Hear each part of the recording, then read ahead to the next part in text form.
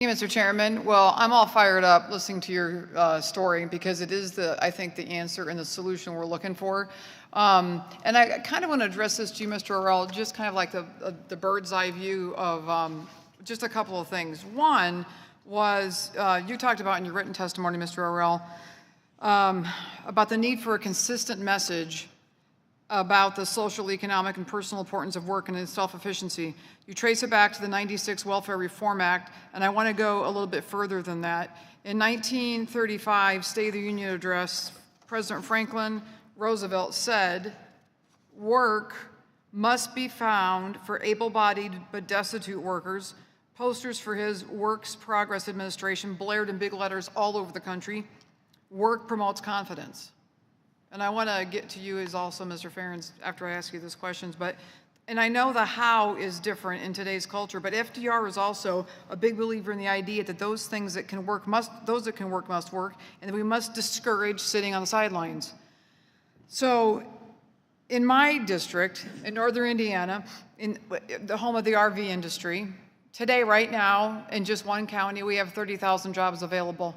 We're at full employment because of about 1.7% unemployment, meaning 1.7 of the people are not going to work. 30,000 jobs today. There are plenty of reasons for this. I hear it every day from everybody and their brother. They can't hire workers that pass the drug test.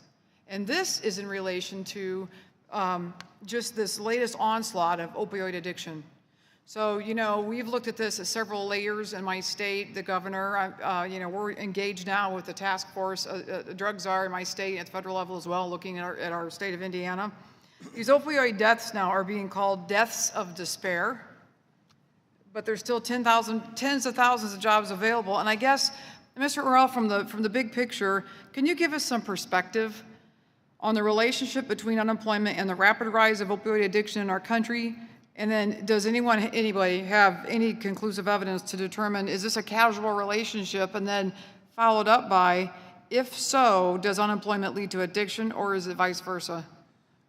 So it's a complex interplay of factors. I highly recommend the study by Ann Case out of Princeton University on this, who she and her husband coined this phrase, the deaths of despair, because she really looked at, after you tease out all the factors that could contribute to the opioid addiction, what you get is a cumulative impact on people's lives that is founded in unemployment.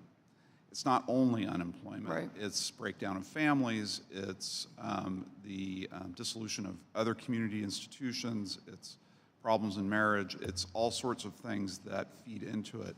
But after you've controlled for all of that, you don't really see the rise in the kind of deaths of despair that we've seen until you see the deindustrialization of the American economy and the loss of those jobs. Unemployment, they argue, is really at the base of this. And I guess, Mr. Ferens, thanks also for your story. But I guess, you've walked through this world, maybe not just with opioids, but certainly drug addiction. And so for you, you've already said kind of how you got turned around into something else when you changed your mind. But as you kind of look out over the scale of the map today, do you think it's also the same kind of, is it an unemployment issue that turns your head around to say, I need to be responsible, I can do this? I'm thinking of the people in Indiana right now, 30,000 jobs, and technically people still talking about there's no jobs, there's no good jobs. Do you have a perspective on that? It's hard for me to fathom that situation. Oh, I know. From the inner city, it's always a lack of opportunities. But I know in my walk, drug use starts earlier in life than unemployment, before you even start looking for a job. So I would probably go with the drug use leads to unemployment, just from my perspective in the inner city.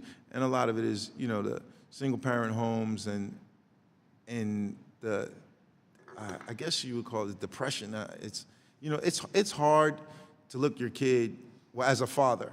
You have single-parent homes because fathers you don't want to be reminded of your failure. It's hard when you can't put sneakers on your kid's feet to be in that kid's life. It's much easier to turn and run because you're unemployed rather than stay in that kid's life and feel like a complete failure.